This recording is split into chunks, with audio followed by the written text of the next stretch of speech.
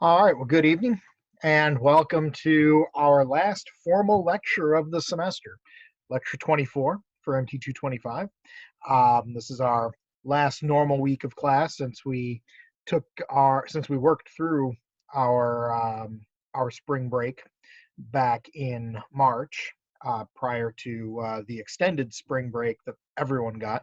So I still owe you a spring break, and that's what we're taking the first week of May, which is the last week of instruction.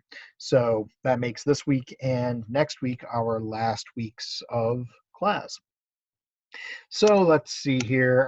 Homework 9 is due today, and a lot of people have already turned that in, so that's good. If you haven't done so already, please go ahead and do so, and I'll open up the floor to questions on that if there are any here in a moment. Homework number 10 has been posted. So homework number 10 is a bonus homework because it's due on the same day as our final on April 29th. It's all about the stuff we've looked at this week, looking at design, safety factors, and what we're going to look at tonight, bending and deflection of beams. So it's pretty straightforward stuff for the most part, but it's not a bad idea to work through a few practice problems on that and try those problems out. Final exam is next Wednesday. We'll do it the same way we did our second exam, sometime early Wednesday morning. I will post the exam, and it's due by midnight. So get it finished and turned in. If you have to wait until the class time to find time in your schedule for that, that's fine with me. I will be online during our class time, so if there are any questions that come up or anything that's not quite clear in the problems or in the exam, I can try to clarify that for you then.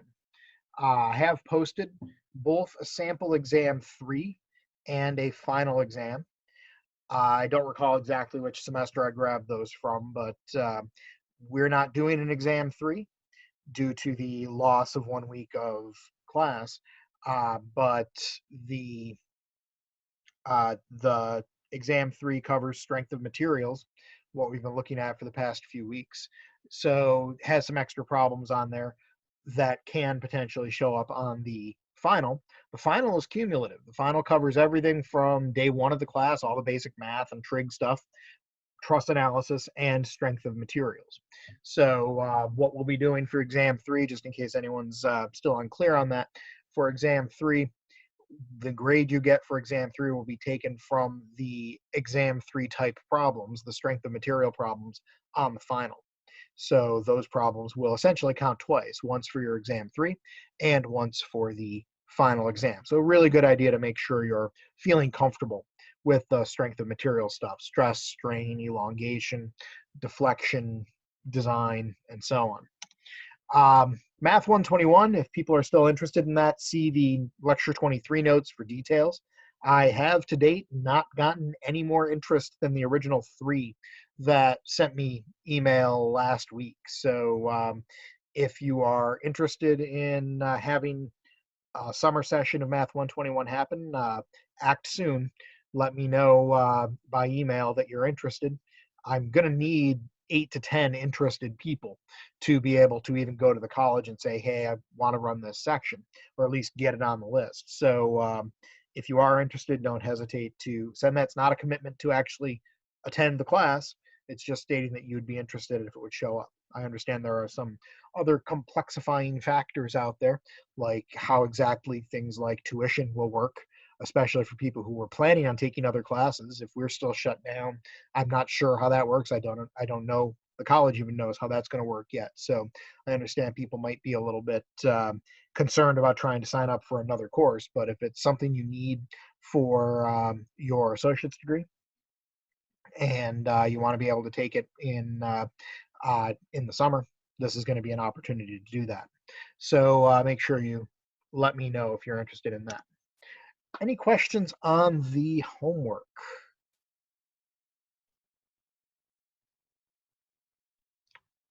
All right, I'll take the resounding silence as confirmation. I got one. Oh, go ahead. All right, let me. 5C. Five. Yeah, I got a bit confused with the diameter Okay, let's Until pull it up here. yeah. Let's see here.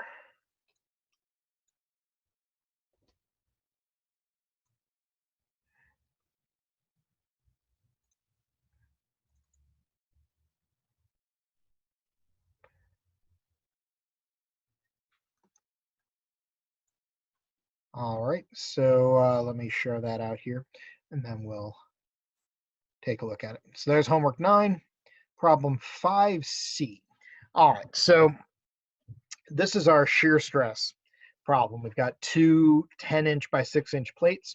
They're lap jointed together, so they'll be joined along the 6-inch dimension, and they're going to be subjected to a load of 10 kips.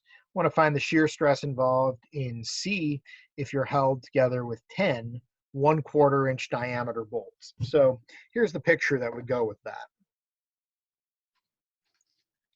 So here we've got, again, not quite to scale, but got 10-inch by 6-inch plates. So something that looks sort of like that.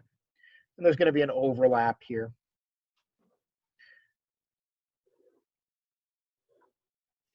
So it'll look something like that. Top view would be, or side view, I suppose, would be something like this.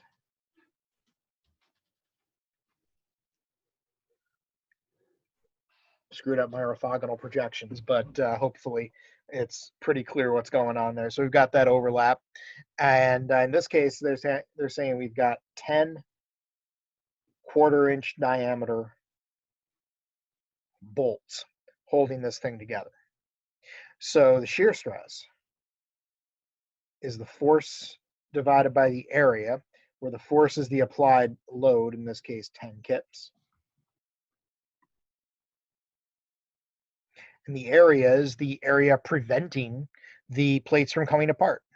And that's going to be the cross-sectional area of all of these bolts put together. So we're dealing with 1/4-inch diameter bolts. The area of one bolt will be pi times the radius squared. Radius of a 1/4-inch diameter bolt would be an 1/8 inch. So we'd have pi times 1/8 inch squared.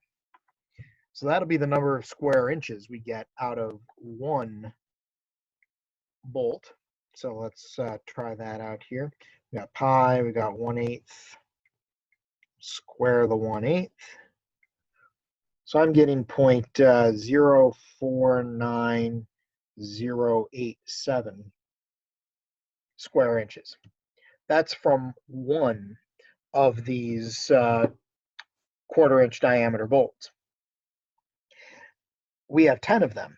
So our area is going to be 10 times the area of one. So if we multiply that out, we get, multiplying by 10 is pretty easy. So we'll do 49087 square inches. So the shear stress involved here is going to be 10 kips divided by the 0.49087 square inch total area that is resisting the shearing force between these two plates. So if we divide that out, 10 divided by 0.49087, we get 20.372, and that's kips per square inch, or KSI. So it looks like 20.372 KSI would be a reasonable answer there. I misinterpreted. Did you think of it as 10 and a 1/4 inch? Yep. Yeah, that would be written a little bit differently. I can see where that is, where that could be a point of confusion. But when you use dimensions like that, typically, without the tick marks and things like that, you would typically write that 10-1/4. Yeah. Okay. That'd be 10 1/4 inches, as opposed to 10 1/4 inch. Yeah, 10 1/4 inch wouldn't really work here. Yeah, it wouldn't even fit. That's why I was confused. And in fact, what I was thinking of here was AN4 bolts, because one of the things you can do and that they have in the tables in the 4313 for doing things like lap joints is, once you get up into those bigger sizes of rivets, you have the option of using rivets or switching over to AN4 quarter-inch diameter bolts. You can do AN3s and AN4s. So there are some joints out there that are riveted, but they still have bolts in them in some locations as a result of a repair. That's perfectly legal. So that's what that one was getting at. Any other questions on homework number 9?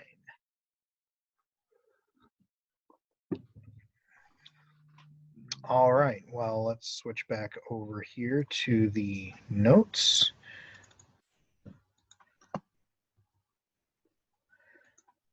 All right, so tonight, our main objective is to take a look at stress and strain in beams. We're going to take a pretty simple look at stress and strain in beams. There are more complex ways to look at these and ways to actually plot out where the stresses and strains are maximum, doing what we call bending moment diagrams and shear stress diagrams. We don't have to worry about that here for this class, but instead we'll take a look at more of an objective or more of a qualitative look at how stress and strain work in beams, and then we'll take a look at beam deflection, which is pretty important for a lot of different applications. Last week we talked, or last time on Monday night, we talked a little bit about codes and how codes apply in some cases to things like safety factor. Very popular in building codes is beam deflection. For example, if you've got a span that you have to put a piece of wood across, there is a limit to how much that piece of wood is allowed to deflect before it doesn't meet the standards. And those are readily able to be found, and we'll actually look at an example of that here tonight. So bending is a little bit different than when we're looking at forces on materials. We've looked at tension, we've looked at compression, we've looked at shear. Tension, compression, and shear are, in a sense, pure states. When you put a beam into tension, every part of that beam is in tension. No matter where it is, it's actually near the middle of the beam, it's uniformly spread out. Same with compression. In shear, the force is spread out uniformly. Bending is not a pure state of stress. Bending involves both tension and compression. And that can be a little bit hard to see at first, but because beams are so common out there as a structural element, it's something that we should be taking a look at. How it responds, how it behaves under load is very similar to how we've dealt with responses to loads in the past. It's going to depend on what the beam is, what it's made out of. It's going to depend on its shape in some way. And something that we didn't really see before that is unique to beams is how it's supported. How a beam is supported affects how it deflects, how it changes shape, and how it responds to load. And we'll take a look at supports here in a moment. But let's take a look at what bending actually looks like. So let's take a look at a beam. If I sketch out a little beam like this, if this was just a small piece of material and I wanted to bend it, physically what I'd do is I'd grab hold of one end, I'd grab hold of the other, and I'd apply essentially a torque. I'm trying to rotate the ends of the beam compared to the middle.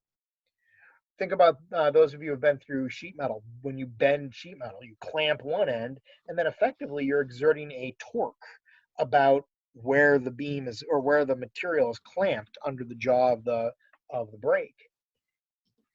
When you bend something, you exert a torque, and we represent bending typically in this kind of view, sort of like that, where we're applying a torque at the ends that tends to make the beam go into this sort of shape. And this is exaggerated, of course. We don't see that kind of bending in structural materials, at least not intentionally, for what we're looking at. But we end up with that kind of shape. That's the response to it. Well, if we were to take a look at the middle of this thing and blow that up, what we would see is we would see there'd be a point in the beam where there is no stress. That point's usually pretty close to the middle. There are some details that might set it off from one side to the other, but there's a point in the material that is not stressed. Above it, if we're bending like this, the parts in the middle at the top, the parts at the top of the beam, they're being pulled apart. We've got tension there. But that tension gets less and less as we get toward the center of the center of the beam. At the bottom, those parts are being squeezed together. That's compression. And so we have a little bit of compression here, and it gets bigger and bigger as we get toward the surface. But right there in the dead center of the beam, there's no stress. It's not compression, it's not tension. Up here, we've got a tensile stress that's trying to pull the beam apart. Down here, we've got a compressive stress trying to push the beam together. Think about what you know from metal you've worked with in the past. Most of you as A&P students worked with bending in a couple places, bending sheet metal, bending tubing. And one thing that was repeatedly said in both of those situations is the outside of the bend is in tension. The outside of the bend is where we expect cracks and things like that to form, because that's where the material is being pulled apart. The inside of the bend, we don't worry too much about it in most situations, although in bending tubing, we worry about the tubing starting to ripple in that area. That's what compression does. Compression causes buckling to occur. So we get this kind of behavior, this sort of strange state of stress inside the beam where the outside of the bend is in tension and the inside of the bend is in compression. Think about what you know about wings. When a wing is lifting, we have the top of the wing in compression, the bottom of the wing in tension. That's because the wing is bending. And the main structural element inside the wing that lets that happen, what we call the spar, is essentially a beam. It might be a built-up beam, a beam made up of several components, but it's a beam. Beams in this context are used to resist bending. So that idea of switching from tension to compression is important. When you go from tension to compression or compression to tension, you have to go through a point where there is no stress. And that point we call the neutral axis. You might remember that from sheet metal and bending, the neutral axis. If I view the beam from the end here, the neutral axis runs right through the middle. Essentially, the neutral axis is the line or the axis around which we're trying to bend the beam. When we grab onto the ends and we try to bend the beam, we're bending about that neutral axis. Although that neutral axis is really a plane that extends throughout the whole piece. But it's generally in the middle as viewed from the end. So that's where our neutral axis is. So that'll come up here in a minute when we look at resistance to bending. The location of the neutral axis and distances from the neutral axis are important. The neutral axis is kind of our reference for locations inside the beam when it's subjected to bending. But that's what the state of stress looks like. It's a mixture of tension and compression. So bending is a mixture of tension and compression.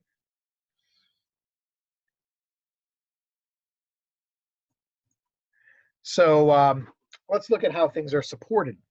How a beam responds to an applied load is going to depend on how it's supported. We have different ways to support a beam. If we go back to what we looked at in those early problems in truss analysis and equilibrium, where we put a beam across two supports, we had different types of supports that we could use. We had pinned supports and roller supports, for example. That typical problem where we would put a beam across a pin and a roller. Something that looks like this. pin, and a roller. This is what we call a simply supported or just a simple beam. And this is essentially how most beams are used in things like floor joists or ceiling joists. They're basically used to bridge from a pin support to a roller support. Of course, in reality, we tie these all together in a much more complex way that's a lot harder to model. But it's a good first pass at what's going on in something like a roof joist. Well, or a floor joist, how the beam responds when we put a load on it, we plant a load here in the middle, it's not going to bend at the ends because that's where it's being supported. It's going to bend in the middle. It's going to cause the beam to sag down somewhat. How much is going to depend on the material, the load, and the shape of this beam, as we'll see in a little bit. But that's one of the more common ones that we'd look at, the simply supported beam. There are others, but simply supported is very common. Another one that we'll take a look at is, well, we won't be taking a look at the fixed beam because that's a little bit more complex. We will be looking at the cantilevered beam.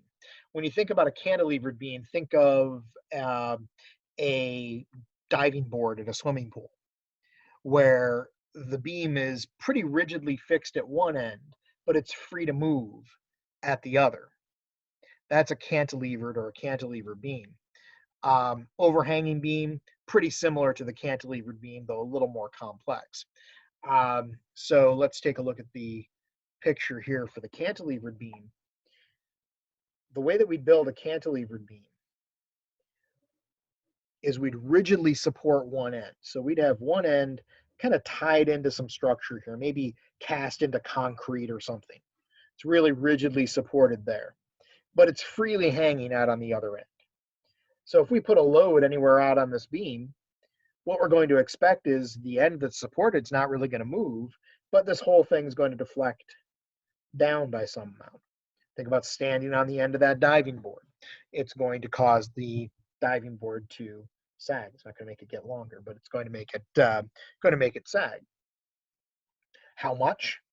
Depends on the length of the beam, depends on the material and the cross-sectional area, and how much load. Those are going to be repeating themes here. How much deflection we get depends on geometry. So let me write this down just to get it clear out of the gate. Deflection, it depends on geometry. That is length and area,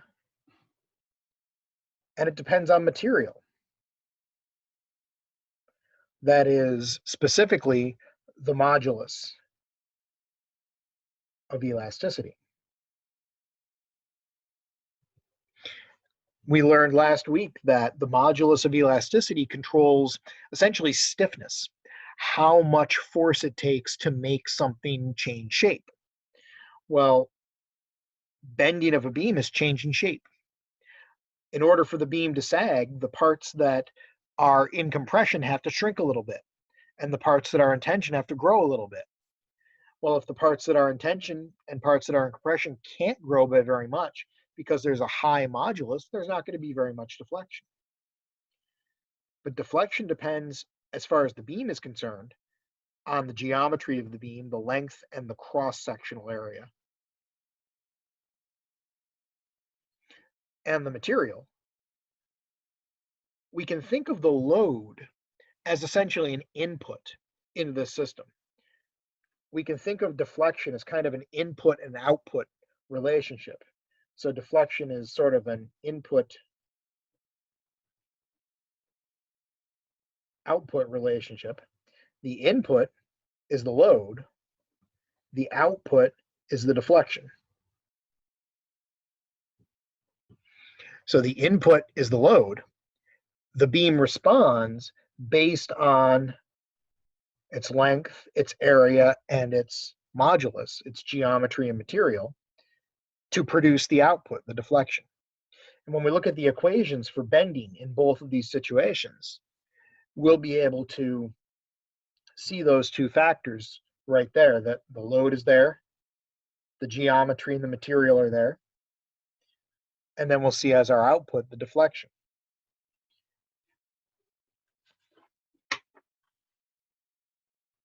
Now the other two types of beams, I'm not going to worry too much about. They're just they make the basic situations that I've drawn out here just a little more complex, but they can be analyzed. They have equations and such that go with them, but they don't come up as often as the simple beam and the fixed and the cantilevered beam. So those are the two we're going to focus on.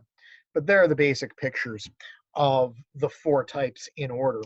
We have the simple beam, pin support on one end, roller support on the other. We have the fixed beam, where we have fixed supports at both ends. Essentially, you can think of having these heavy vertical bars as being concrete that this thing has been cast into.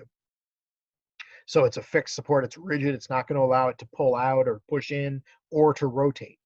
The fixed beam is actually about the most complex that we could do, because we have the system sort of over secured. There's too much holding it in place. And that in those kinds of situations, it becomes difficult to predict how much deflection there's going to be and how the beam's going to respond without getting some additional information involved. Then we've got our cantilevered beam. That's this one right here, where we've got one rigid support at one end, but the other end is freely floating.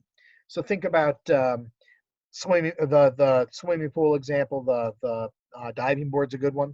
If you look at wings on most aircraft, wings on a lot of commercial aircraft and a lot of small aircraft are cantilevered. And those of you who've gone through aircraft assembly and rigging have seen how they establish that cantilever. Typically, you have two fittings, 2 to 3 fittings, one up at the top, one up at the bottom, usually one at the aft portion of the wing. Those form a fixed support. That's what makes the wing able to be cantilevered, because as it tries to bend down, it puts the bolt that's at the bottom and the bolt that's in top in shear to prevent it from flexing up or down. But that's an example of a fixed support, just 2 bolts, 2 or 3 bolts holding that main spar in place. And then there's the overhanging beam. Essentially, the overhanging beam works just like the cantilevered beam as long as the load's out at this end. There can be some complexity in what goes on in here. This is more of what you'd actually see with a swimming pool diving board, but this could be considered very similar to what you see with a braced wing, with a wing that's got a strut holding it at mid-span, where you have part of the wing overhanging, but part of the wing supported between those two points.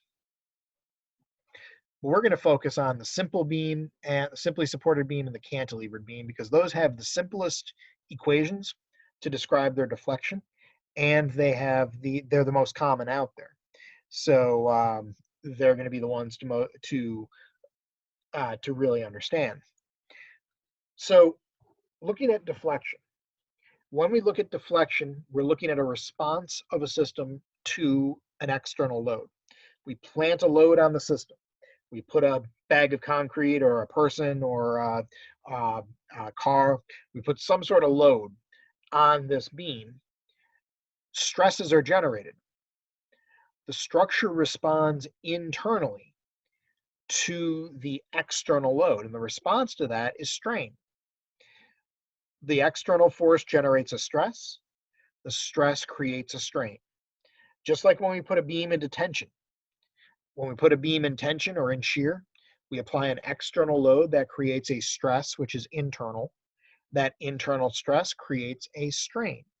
And then the strain added up over the length of the beam created the overall change in length, or the overall deflection, or overall elongation. We've looked at stress and strain for tension, compression, and shear. Those are relatively simple relationships, and you've got all the equations for those.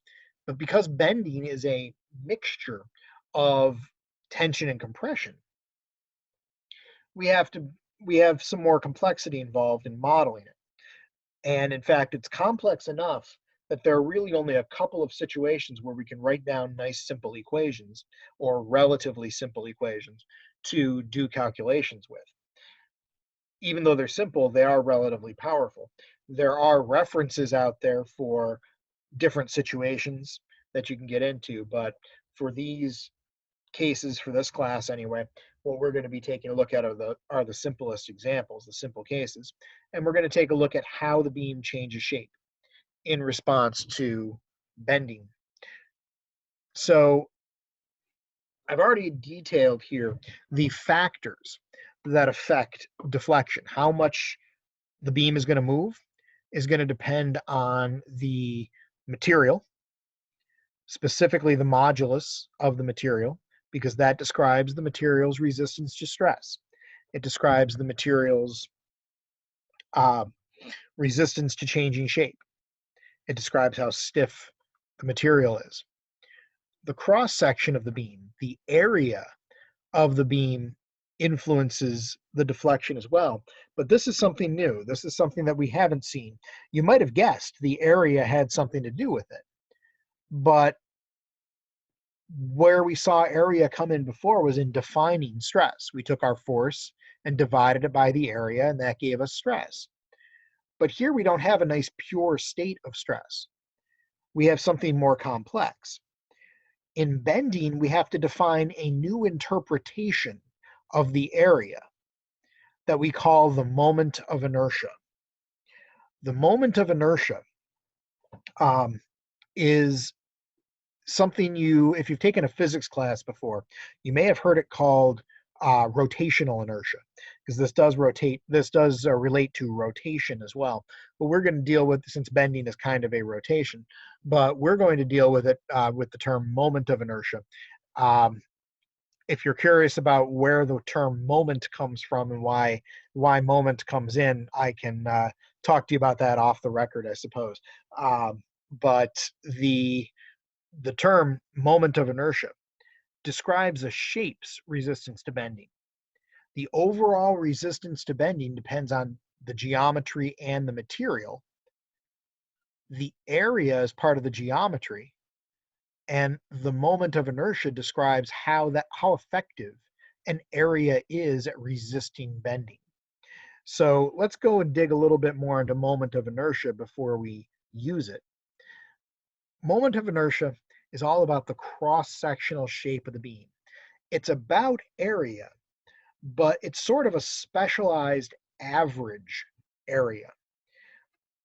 Typically, when we count up area, if you think about how you'd figure out the area of something, fundamentally, if you had a rectangular shape, let's go ahead and switch over here. If you have a rectangular shape like this, I mean, we all know, of course, the area of this is going to be the length times the width.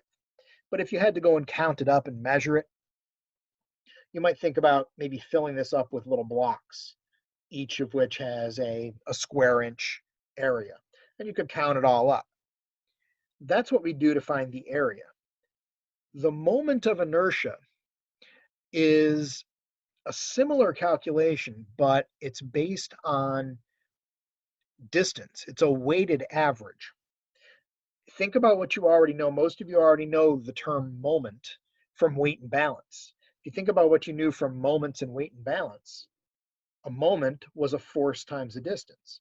You had your datum here, you have your weight sitting over here, some weight, and you had the arm.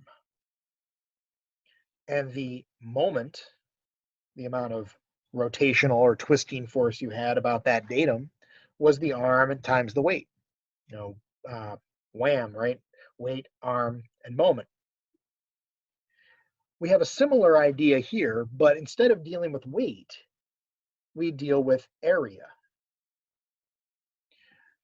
And our datum is the neutral axis.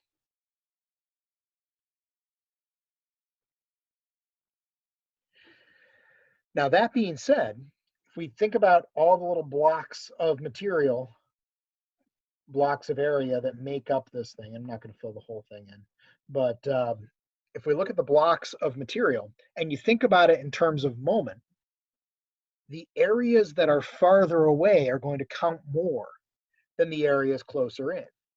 Because if we count up the moments, the moment is arm times area.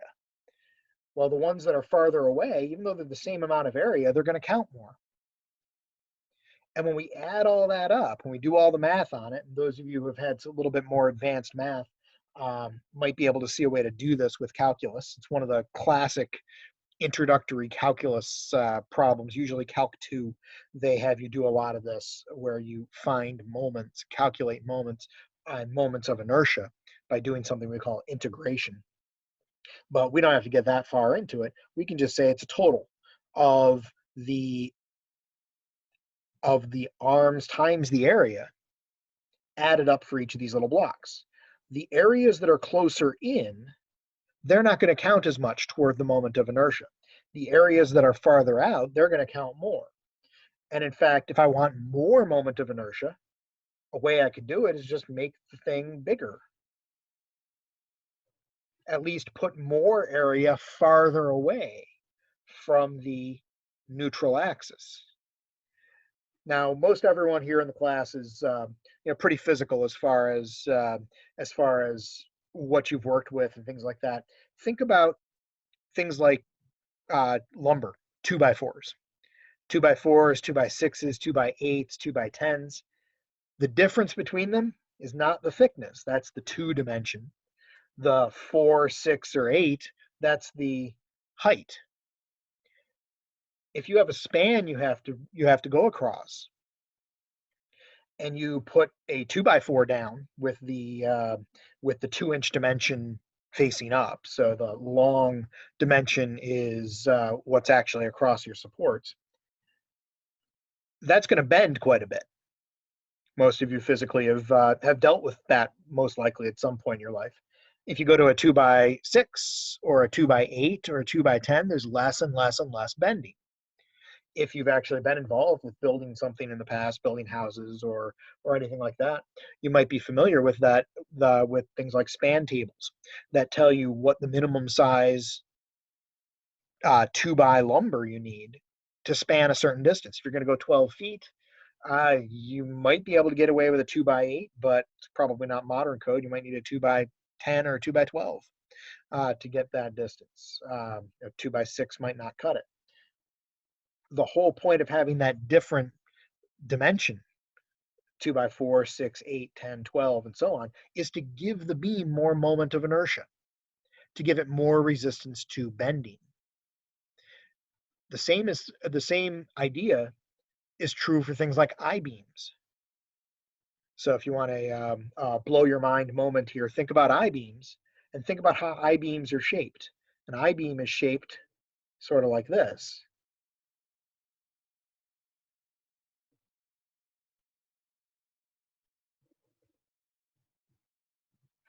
In an I-beam, if we're bending it around the neutral axis there, so it means we're taking we're trying to bend this beam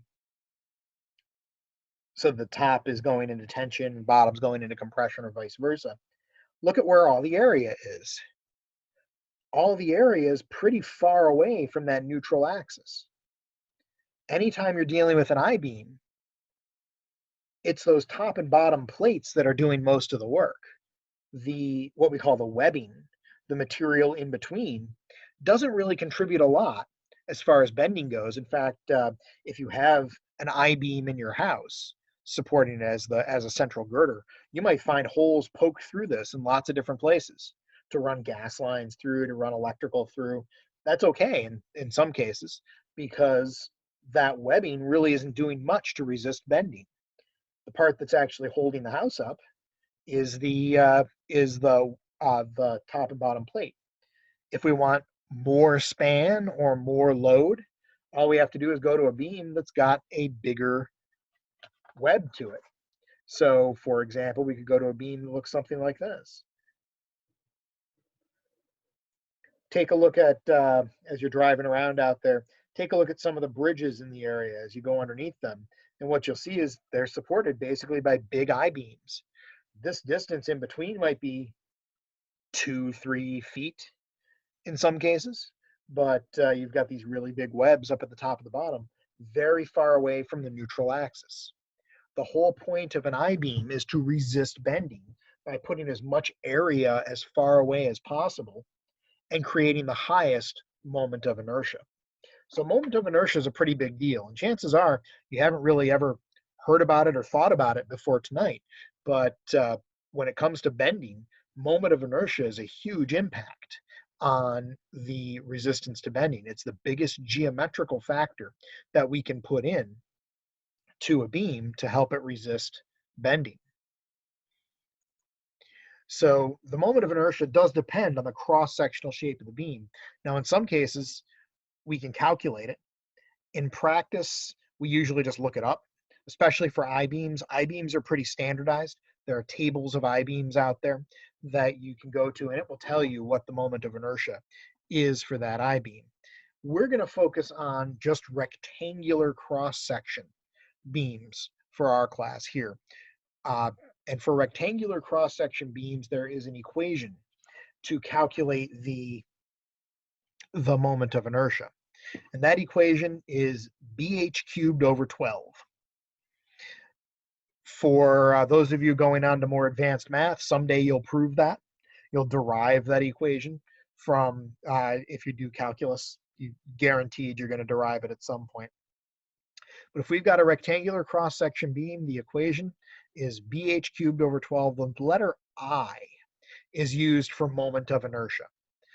When we're discussing it, we typically abbreviate it MOI, moment of inertia, but I is the letter that we use in equations for moment of inertia. So BH cubed divided by 12. So let's define the terms here. So there's our rectangular beam looked at from the end. So think about a 2x4 or something like that. There's our neutral axis. H is the dimension top to bottom perpendicular to the neutral axis. And look at what we do to H in the equation. We cube it. That means it's really, really important. The bigger H is, the bigger the moment of inertia is by a lot. If we double H, we get not 2 times or 4 times more moment of inertia, we get 8 times more moment of inertia. So that perpendicular dimension, the dimension perpendicular to the neutral axis, is the most important one in finding out how much moment of inertia we need. B is the other dimension. B is the width, the dimension along the neutral axis. Not as important as H by any means. If we double B, we just get twice the moment of inertia. H is by far the more important one. And H, the way this equation is set up, H is the total distance top to bottom. It's not the distance from the neutral axis to the top or the bottom. So it's the 4 in the 2x4, or the 3.5 if you know that 2x4s are addressed. So BH cubed over 12. So if we know the dimensions, we can figure out what the moment of inertia is. And a lot of the problems that we come up with, we know the dimensions, you got to come up with the moment of inertia. That's a step toward doing the calculation. So let's do an example here before we move on about how we'd find the moment of inertia. So let's take a 2x4, and we'll do a rough cut 2x4. Rough cut 2x4 is really 2 inches by 4 inches. It's before it's been dressed down to the typical reduced dimensions, the 1.5 and 3.5 inches or less, if you're looking at more recent lumber. But let's go with just the nominal values here, the 2 inch by 4 inch, just to make the calculation a little more straightforward. The equation for a rectangular cross section like this is BH cubed over 12, where H is always the dimension perpendicular to the neutral axis. So this means we'd be sitting that 2x4 on its smaller end, and making it bridge a gap. So it would look something like we've got our pin support, roller support. We'd have the 4-inch dimension standing up so that it's the part opposing bending. When we grab hold of that and try to bend it, it's the top and bottom here that are going into tension and compression. So let's go ahead and calculate it out. B is 2 inches. H is 4 inches, but H is cubed, and we're dividing the whole thing by 12. Well, if we take 2 times 4 cubed, we'd get 128. Then we've got 12. So we get kind of an ugly number here, 10.667.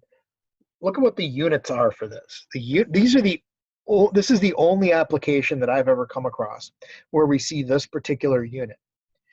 And it's inches times inches cubed.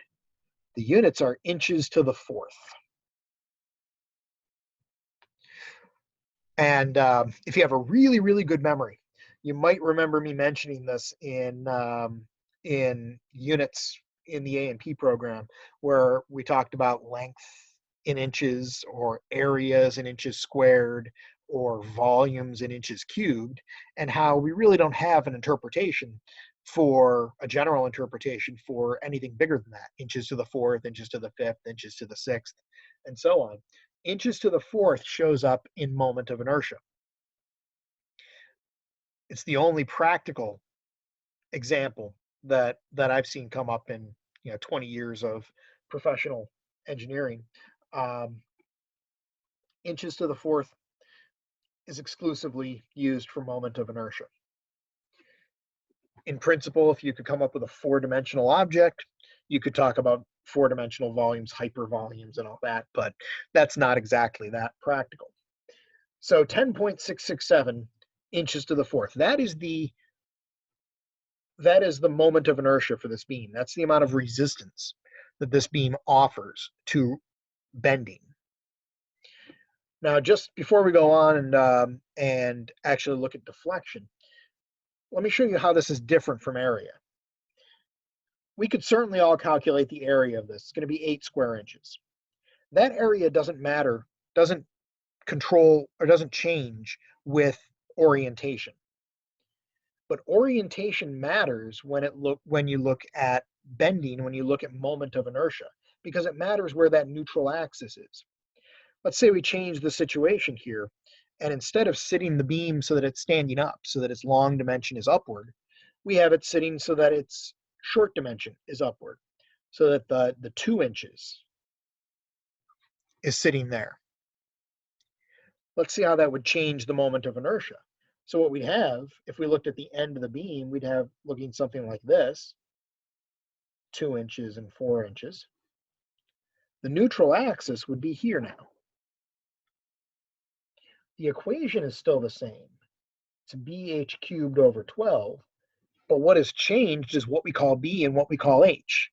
B is always the dimension along the neutral axis. So B is 4 inches now. And the dimension perpendicular to the neutral axis, that's the one that's cubed. That's the more important one. That's H. So the equation is the same, but the numbers we plug in are going to be different because of the different orientation. We've got 4 inches for B and 2 inches for H,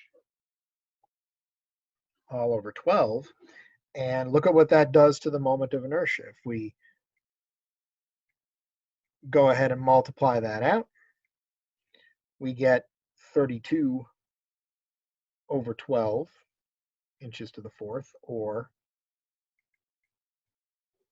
2.6667. It's a much smaller moment of inertia.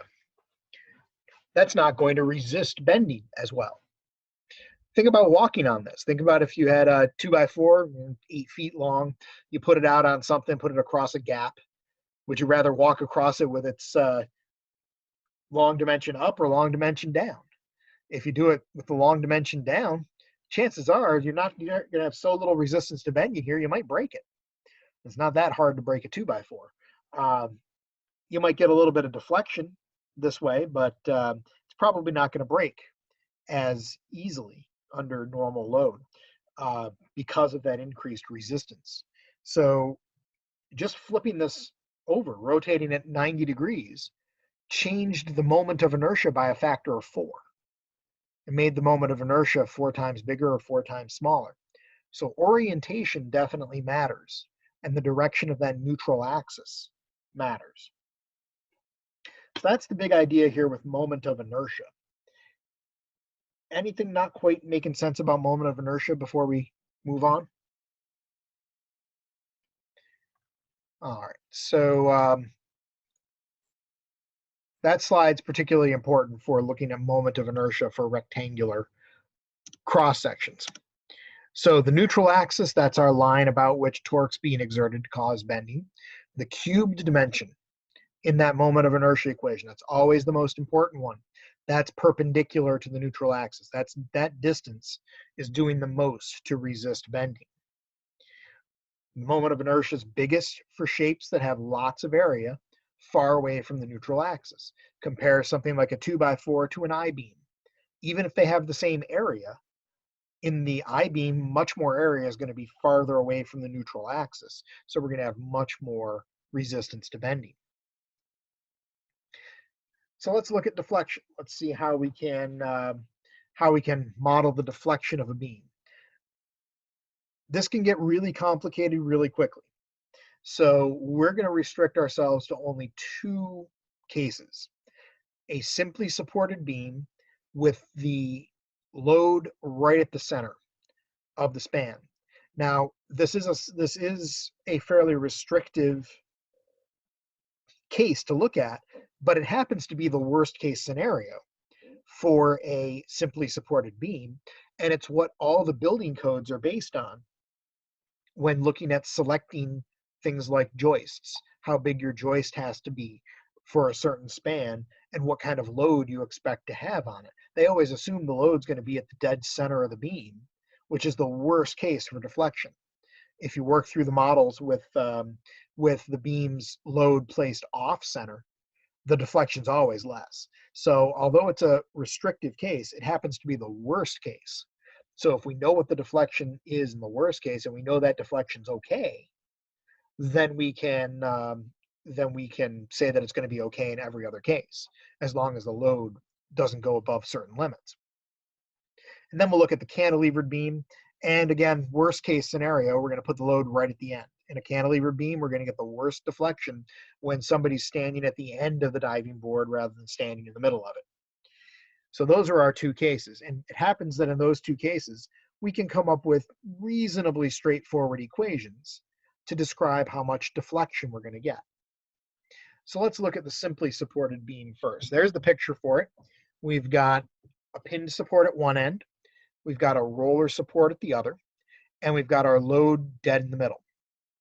Now let's think about some of the things here first that could affect how much deflection we're going to have. Certainly the length matters. The longer that beam is, the more deflection I'm going to get. If that beam is only a foot long, that's not going to deflect very much. But if it's 10 feet long or 50 feet long, you can expect more deflection. It's just like elongation. Strain is going to be a certain amount. When we add that up over a few inches, it's a little bit of elongation. We add it up over a lot of inches, it's a huge amount of elongation. So length matters. The material is going to matter because strain and deformation are related to stress through the material, the modulus of the material. The load, of course, is going to matter. And now the moment of inertia is going to matter. How much resistance the shape has to bending. And the moment of inertia is independent of material. That's something that's sometimes a little hard to see at first. The moment of inertia of a beam is the same, whether that beam is made out of aluminum or steel or titanium. It's all about the shape. The only place where the material comes in is in the modulus of elasticity, the connection between stress and strain. So if we let E represent the modulus for the material. And I'll go over units here when we do an example. I is the moment of inertia for that beam. The maximum deflection is going to be that equation right there. And unfortunately, it's written out on one line. I'll write it out on the paper here in a second to show you how it works. But it's FL cubed over 48 EI. That's the equation for dealing with the deflection of a simply supported beam. So reasonably straightforward. If you look at some of the important players here, you've got F in there, and F is in the top. That means more force, more deflection. Look at what happens to L. The length is cubed. So that doesn't just mean the deflection gets a little worse. When you increase the length, the deflection gets a lot worse. If you double the length, you get 8 times the deflection. That's a big deal. Fortunately, though, in the bottom, we've got things like I, the moment of inertia, which also has something cubed in it, the dimension of the beam perpendicular to the neutral axis. So there's something that we can use to fight that length. If we want to go with something longer, we need to make it a longer span. We need to have a beam with a bigger moment of inertia to counteract that. We can't span 12 feet with a 2x4. At least not without having a lot of deflection involved. And I'll go over what some of the codes look like on this too here. But let's try an example out on this. So let me write down the equation. The equation for deflection. If we draw the picture down here. So here's our beam, simply supported, force dead in the middle, with some length L. The amount of deflection, which is basically how far the bottom of this beam will move down. That's the deflection. The deflection, which I'll just call D here, the deflection is FL cubed over 48 EI. So that's the equation.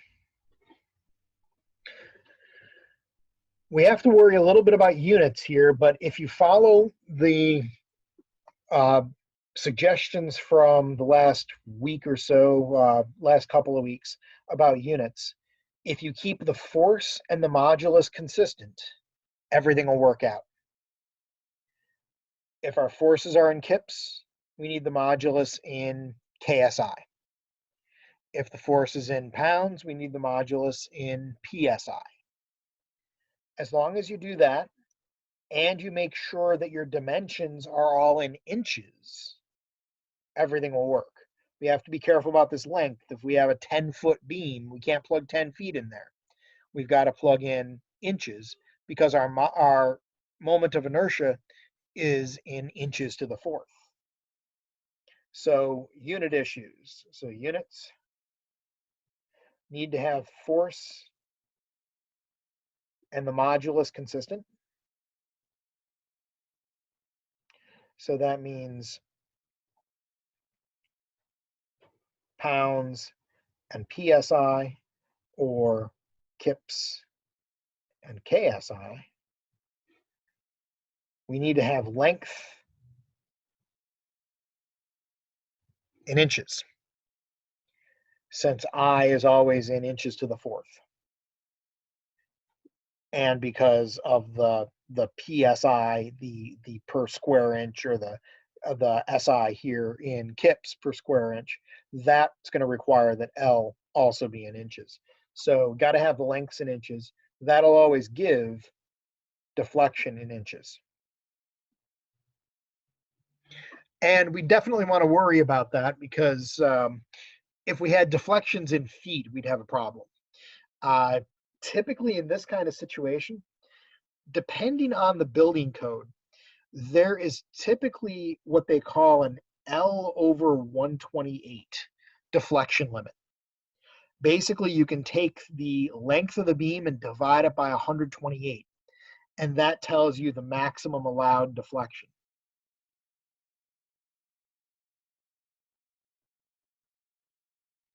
Now, of course, there are all sorts of different codes out there. This is just one I happen to remember off the top of my head. But so if you've got a 12-foot long beam, you take a 12-foot long beam and you change that to inches. That's 144 inches. Divide that by 128. You're allowed an inch and inch and an eighth of deflection at the center of that beam.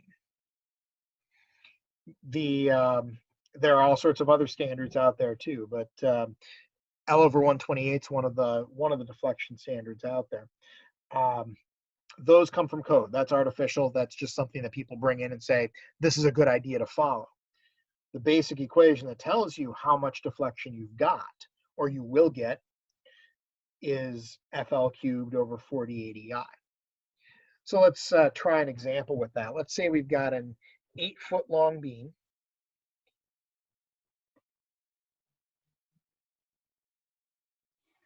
We'll make the beam made out of a material that has, let's say, 20 KSI as its modulus.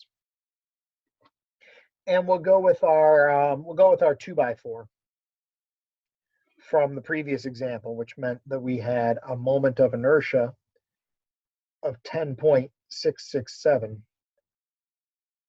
inches to the fourth. So we've got let's put a load of 5 kips on this thing. So we'll put a load of 5 kips. So we'll find the maximum deflection. We'll find the deflection of that beam. Deflection is FL cubed over 48 EI. So we have 5 kips. And as long as kips and KSI are together, we don't have to worry about unit issues there. So I'll drop the units just to keep the math simple here. We have 5 times the length cubed. Got to be careful. The length needs to be in inches. So we have 8 feet. 8 feet is the same as 96 inches. So if 96 cubed over 48 times 20 times 10.667 inches to the fourth. And I'll leave it to you as a challenge. If you feel comfortable with units or see how comfortable you feel with units, prove the units work out to inches here. They do, but prove they work out. The pounds cancel out between the top and the bottom. There's a bunch of work to do with the inches that are involved because you got inches cubed up here, you got inches squared down here, you got inches to the fourth over here. But prove they all cancel out, and you end up with inches. I won't work through that here. Leave that to you as an exercise. So let's go ahead and calculate it out. We've got 5 times 96 cubed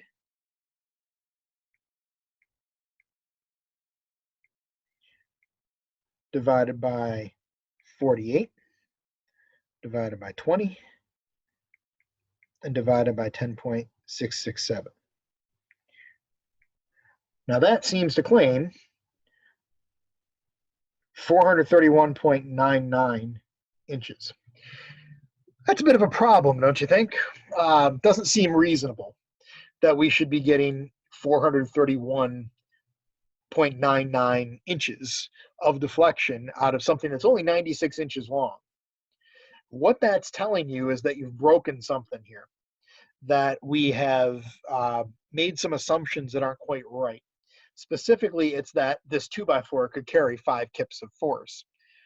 If we put 5,000 pounds on the middle of an 8-foot 2x4, that's going to break the 2x4. It's going to make that nice simple relationship between stress and strain not work. And this equation, it's hidden. But when you actually study this stuff at higher levels and actually derive this, you find that it depends on Hooke's law. And we just put more stress than the ultimate stress of this material on it, which broke the equation. So we got a meaningless answer here. We're not going to have a deflection by 431.99 inches. So what that tells me is that a 2x4 is unreasonable to use here.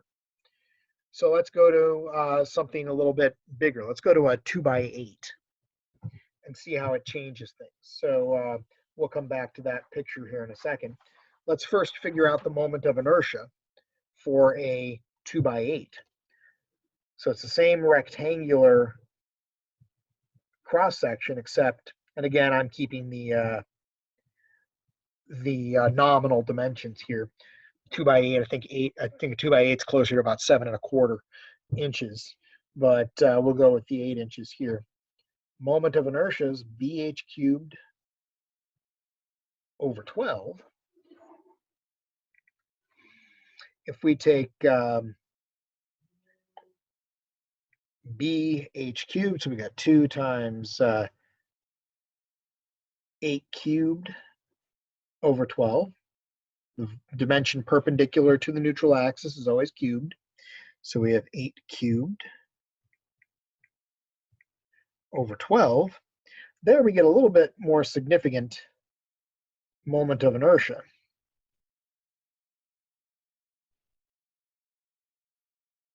So we get 85.333 inches to the fourth.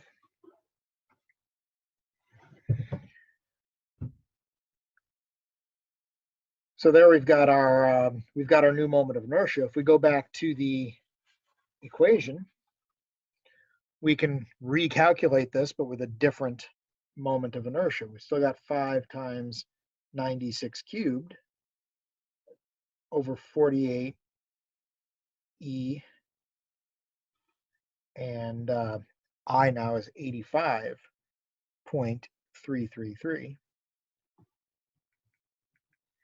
So we'll do 96 cubed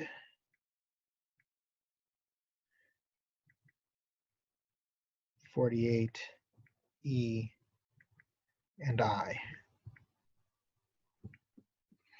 So there we're getting a little bit smaller numbers. Actually comes out 54.000 inches. Still Hey, Tom, kind of, yeah, go ahead. how are you getting that?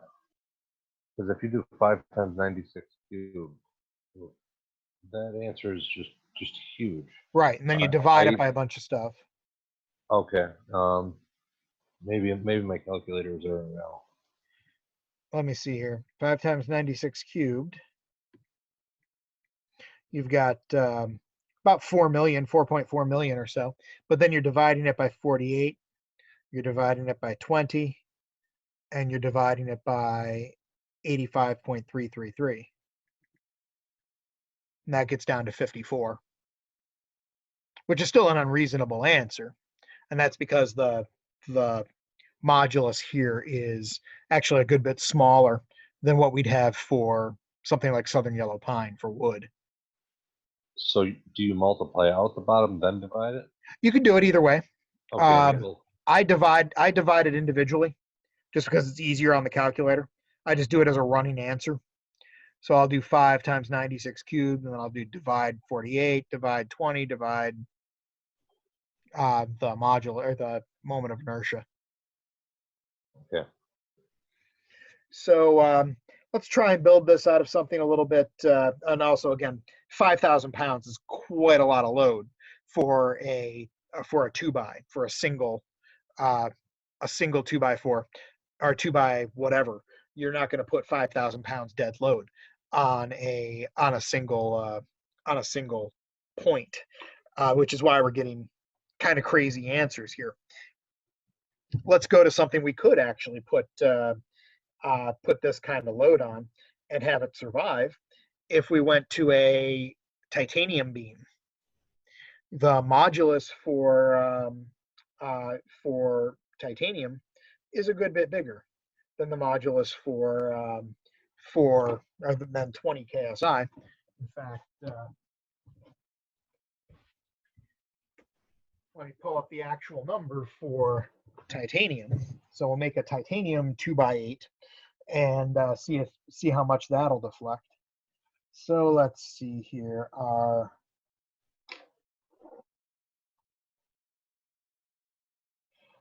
There we go. So modulus of elasticity for titanium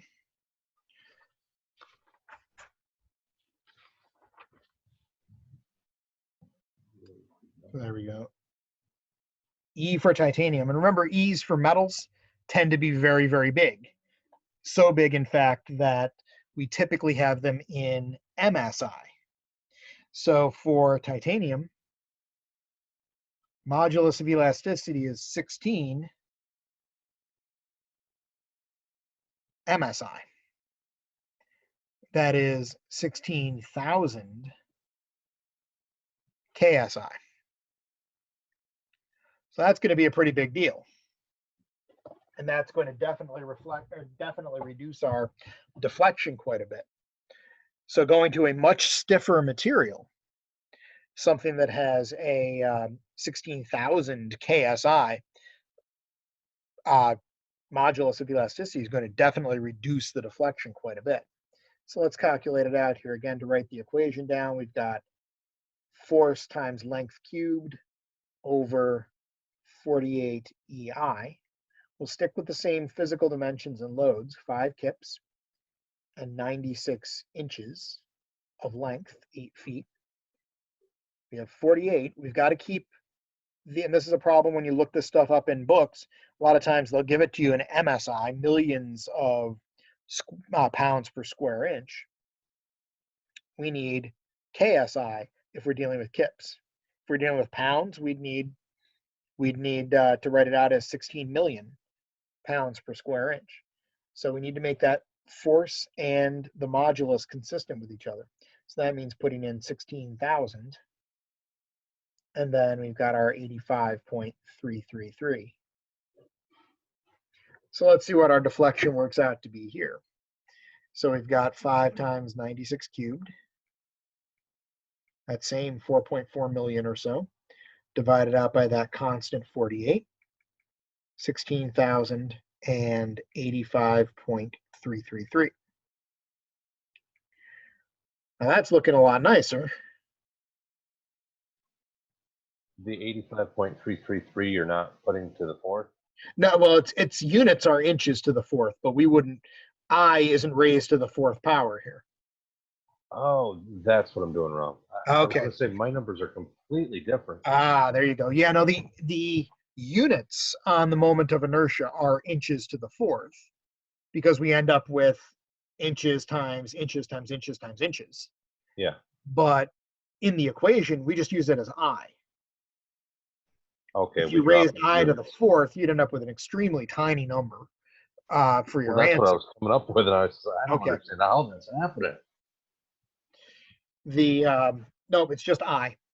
The only thing that's raised to a power in the deflection equation is the length. Yeah, that makes a lot more sense. All right. So there with Hey, our Tom? titanium. Sorry, go ahead. I got a question when Mark is done.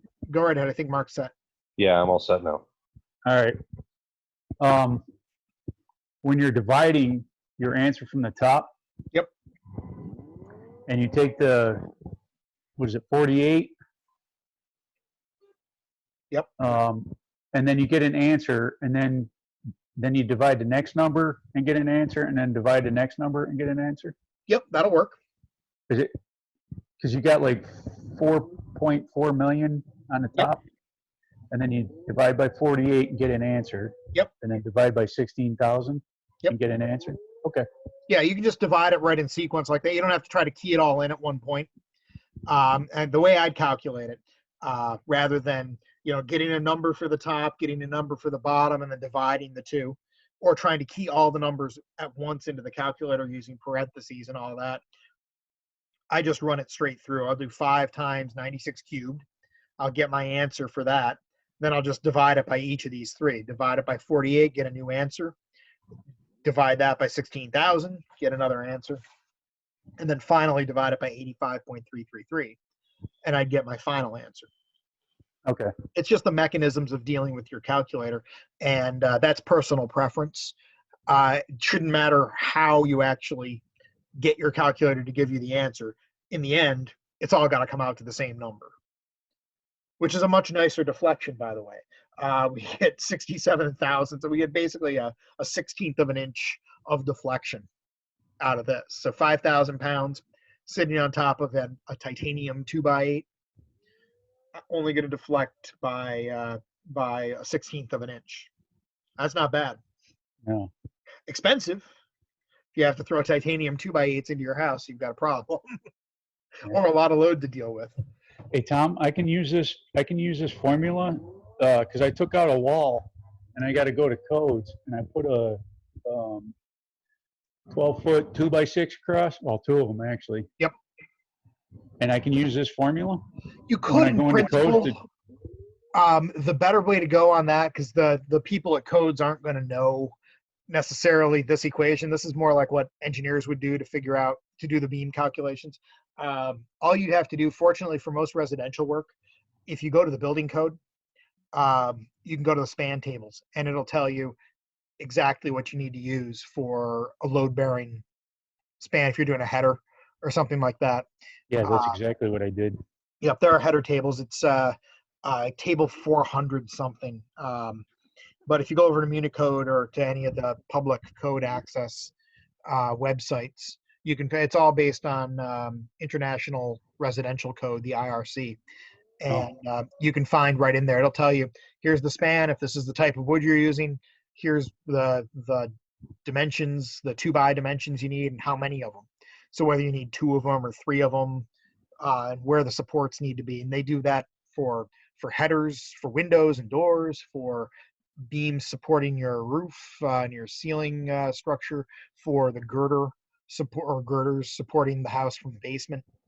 You can find all that in the tables there. Oh, okay. Thank you. And that's what they're going to check when they look at it. They're going to say, well, here's my application for my building permit using these particular beams. They're going to go to the code and they're going to say, well, nope, that doesn't meet it, or this does meet it.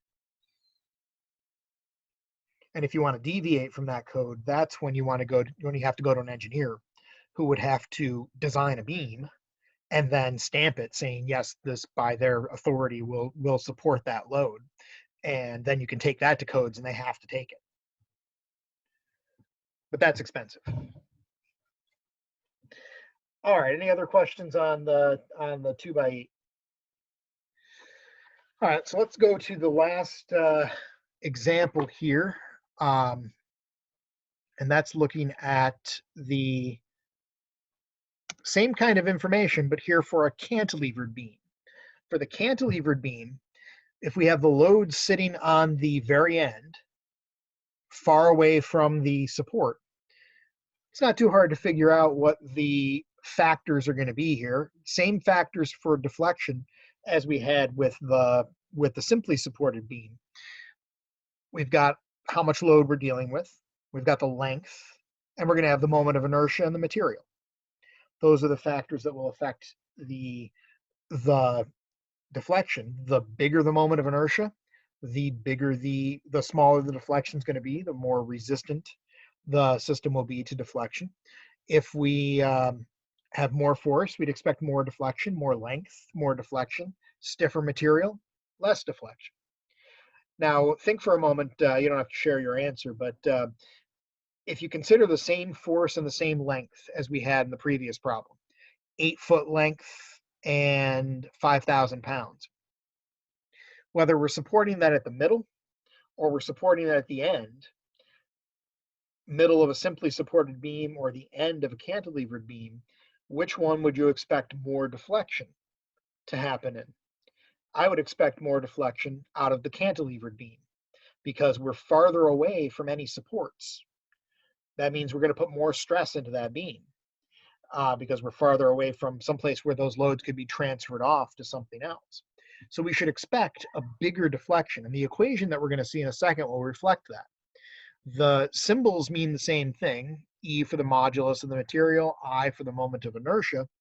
The equation is FL cubed over 3 EI. Looks a lot like the equation that we had for the simply supported beam. The difference is a factor of 16. There is 16 times more deflection in a cantilevered beam because we don't have 48 EI, we have 3 EI in the denominator. So we're only dividing by 3, we're not dividing by 48. That means we're going to end up with results that are 16 times bigger. So there's going to be more deflection in a beam that is cantilevered. So let's take our let's do an example, and we'll take the numbers that we've already got from the 2x8. This time here we've got our cantilevered 2x8, and we'll put 5,000 pounds, 5 kips on it. We'll make it 8 feet long.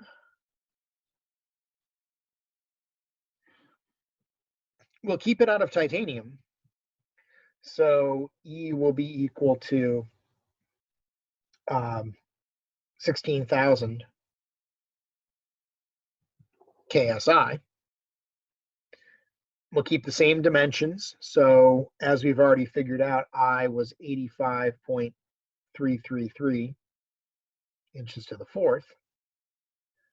Our deflection, which will be how far down the end of that beam moves, that's FL cubed over 3 EI. So again, make sure your units are consistent. Kips and KSI, pounds and PSI.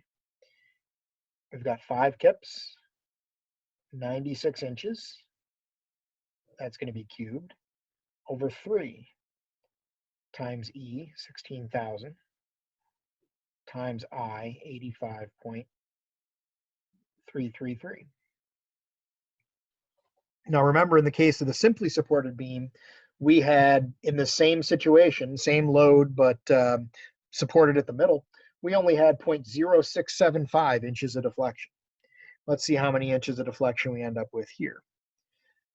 So we have 96 cubed divided by 3 divided by 16,000 and divided by 85.333.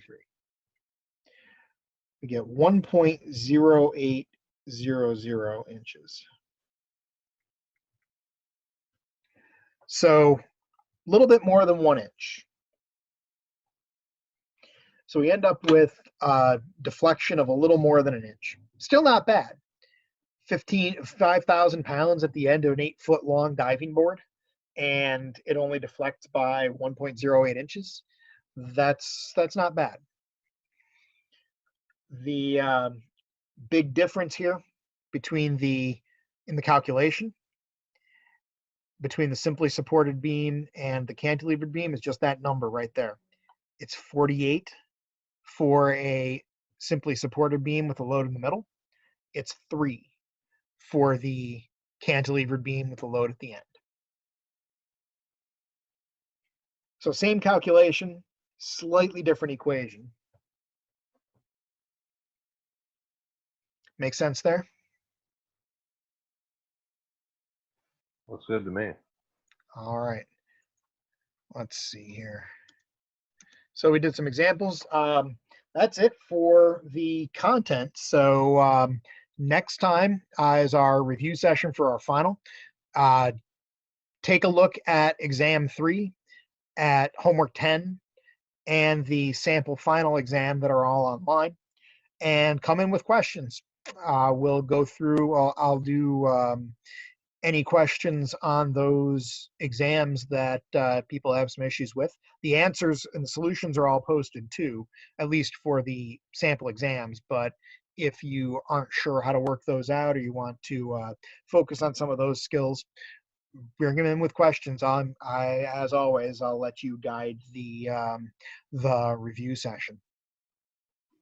Anyone have any questions?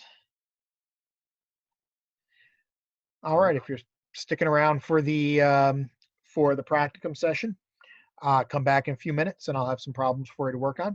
Otherwise, if you're departing, have a good evening, and I will see you on Monday night.